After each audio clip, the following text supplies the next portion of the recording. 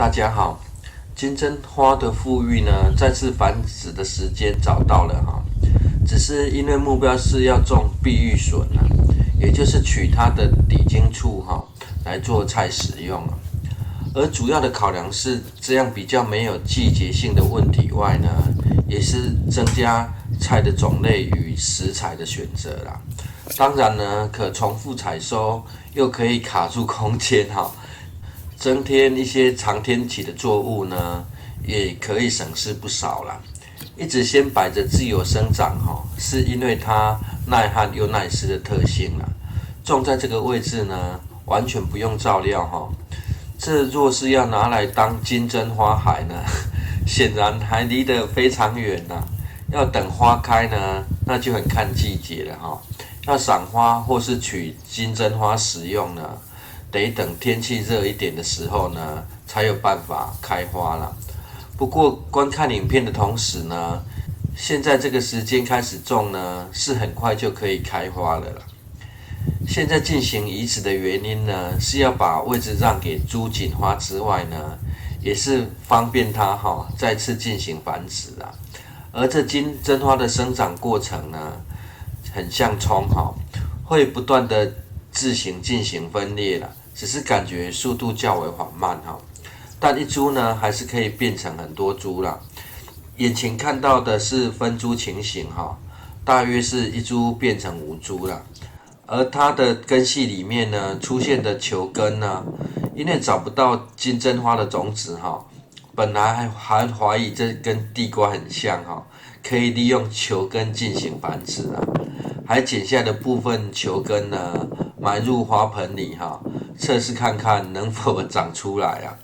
这样繁殖就可以快一点了。不过呢，发现事情没有想象这么简单并没有成功啦。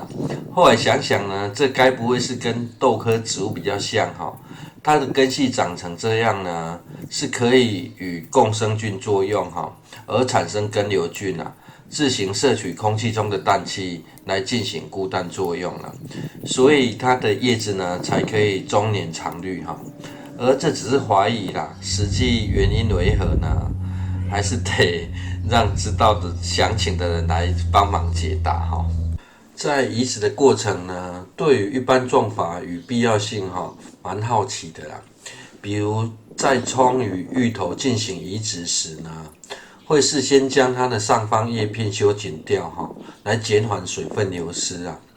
不过其实之前芋头移植时呢，个人都是直接移植没做修剪的动作了。挖起后呢，也没有做阴干底根的动作测试过直接种呢，还比较容易快速恢复生长了。当然这跟种在比较潮湿的位置也许也有关系啦。现在做的测试分为3区眼前看到的是 A 区啦，不做任何处理直接进行种植啦。这样种完呢，感觉好像已经顺利生长很久了。由于施作的时间有限也怕有突发事件啦。A 区种完呢，再进行挖掘种植 B、C 2区啦。而这留下的位置呢，就是留给扶桑花的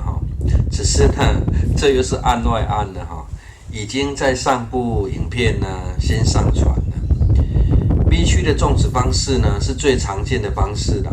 将上方的茎叶先进行修剪啦。曾经想过这样做的好处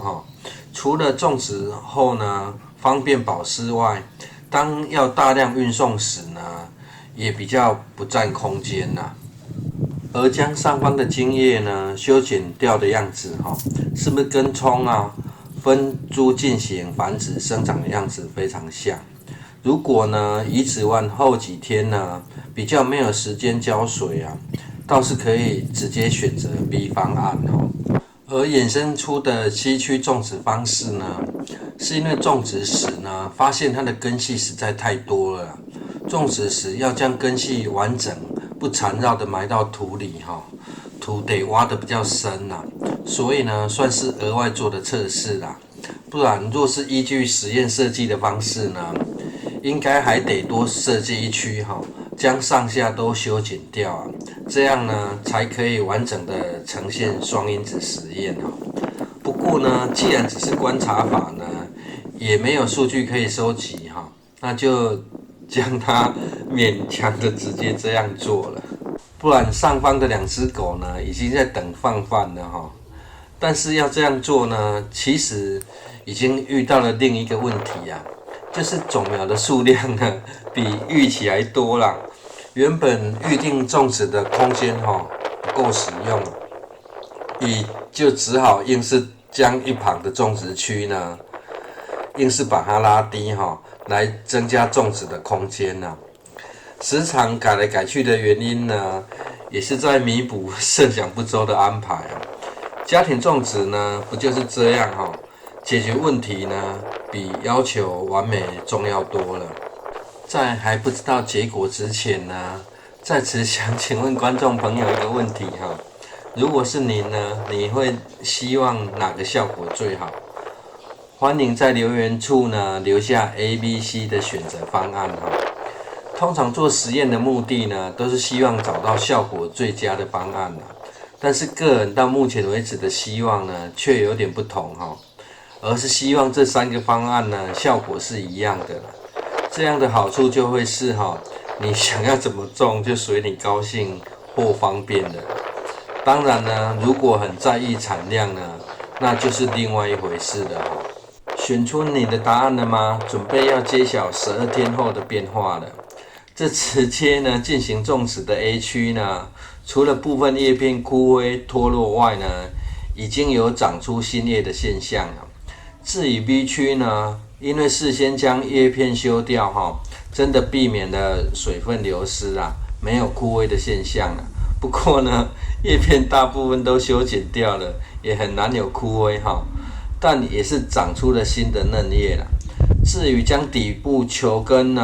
修剪掉的 C 区呢，是仍有些绿叶啦，只是目前叶片的结构相对比较复杂啦。B 区目前看起来应该是最舒服但这起因是事前修剪整理完才进行种植啦。如果从保护土壤湿度来看呢，